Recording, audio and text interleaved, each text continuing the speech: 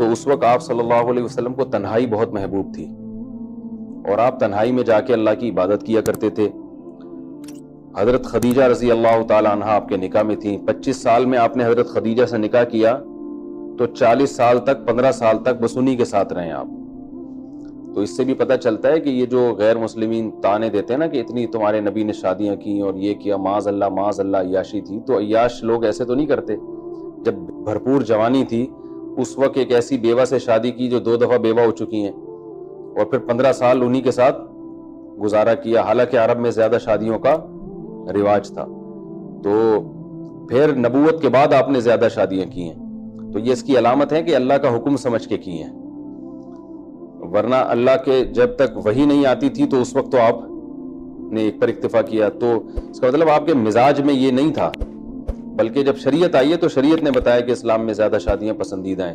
تو اگر آپ نبوت کے بعد کرتے، نبوت سے پہلے کرتے نا، تو ہم کہتے ہیں بھائی عرب میں رواج تھا تو آپ نے بھی کر لی۔ تو یہ بتانے کے لیے کہ میں رواج سے متاثر نہیں ہوں، میں کس سے؟ اللہ کا حکم سمجھ کے کر رہا ہوں۔ تو کلا لئن لم ينتهي لنصفا، تو نبی صلی اللہ علیہ وسلم کو تنہائی بہت محبوب ہو گئی تھی۔ آپ صلی اللہ علیہ وسلم غار حرا، آپ جا کے دیکھیں پتہ چلے گا غار حرا کہاں ہے اور کتنی خطرناک چڑھائی ہے۔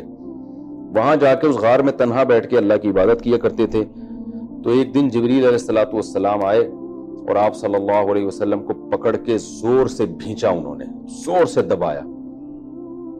تو آپ کو ایسا لگا کہ جیسے آپ پر موت واقع ہو جائے گی، اور زور سے دبا کے کہا اقرأ، پڑھیں۔ تو آپ صلی اللہ علیہ وسلم نے جواب میں فرمایا ما انا بقاری، میں پڑھنا نہیں جانتا، کیونکہ ظاہر ہے آپ امی تھے، لکھنا پڑھنا نہیں جانتے تھے۔ پھر انہیں زور سے بھینچا اور پھر کہا اقرأ، تو آپ نے پھر وہی کہا ما انا بقاری، میں پڑھنا نہیں جانتا۔ پھر انہیں زور سے بھینچا اور فرمایا اقرأ بسم ربک الذی خلق، پڑھیں اس رب کے، اپنے رب کے نام کے ساتھ جس نے انسان کو پیدا کیا، یعنی اللہ کے نام سے آپ پڑھیں۔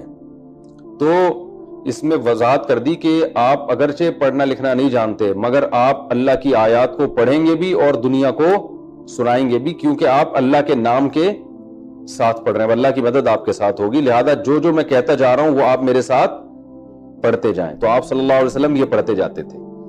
یہ ایسے ہی ہے جیسے ایک آدمی کسی سے کہتا ہے اسمع ما اقول، جو میں کہہ رہا ہوں اسے سنو، تو اس میں خود یہ کلمات بھی داخل ہوتے ہیں نا، یہ والے بھی سنو اور آگے جو میں کہہ رہا ہوں وہ بھی سنو، تو یہ بھی داخل ہوتے ہیں۔ تو اس طرح جب حضرت نبی صلی اللہ علیہ وسلم کو حضرت جبریل نے فرمایا اقرأ، پڑھیے بسم ربک الذی خلق، اس رب کے نام کے ساتھ جس نے پیدا کیا، تو خود یہ کلمات بھی نبی کو پڑھنے کا حکم دیا جا رہا ہے کہ آپ یہ کلمات بھی پڑھیں اور آگے جو بتایا جائے گا وہ بھی پڑھیں۔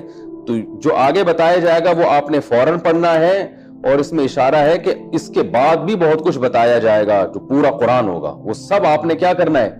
پڑھنا ہے۔ تو آپ صلی اللہ علیہ وسلم جب بھی یہ یعنی فرشتہ وحی لے کر آتا نا، تو آپ اس کو اپنی زبان سے فوراً پڑھتے تھے، اور اس میں بعض مرتبہ آپ صلی اللہ علیہ وسلم کو بے انتہا تکلیف ہوتی تھی، کیونکہ آپ کو یہ خطرہ ہوتا تھا کہ اگر میں نے فوراً یہ آیتیں نہ پڑھی تو کہیں بھول نہ جاؤں میں، اور اللہ کا جو امت تک ایک فریضہ ہے آیتیں پہنچانے کا، وہ کہیں مجھ سے کوئی آیت مس نہ ہو جائے۔ تو اتنی زیادہ آپ پر بوجھ ہوتا تھا، تکلیف ہوتی تھی، کہ پھر اللہ تعالیٰ نے سورہ قیامہ کی جو آیتیں نازل کی کہ آپ جو ہے نا لا تحرک بہ لسانک لتعجل بہ، کہ جب آپ پر یہ آیتیں نازل ہوتی ہیں تو اس میں جلدی نہ کریں پڑھنے میں، آپ اپنے پر بوجھ نہ لے کر جائیں، آپ نارمل جیسے پڑھا جاتا ہے ایسے پڑھیں، کیونکہ اس کی حفاظت کرنا بھی ہمارے ذمے، اور آگے آپ کی زبان کے ذریعے اس کو بیان کروانا بھی ہمارے ذمے، تو ہم آپ سے ضائع نہیں ہونے دیں گے، آپ اتنی زیادہ اس پہ پریشان نہ ہوا کریں۔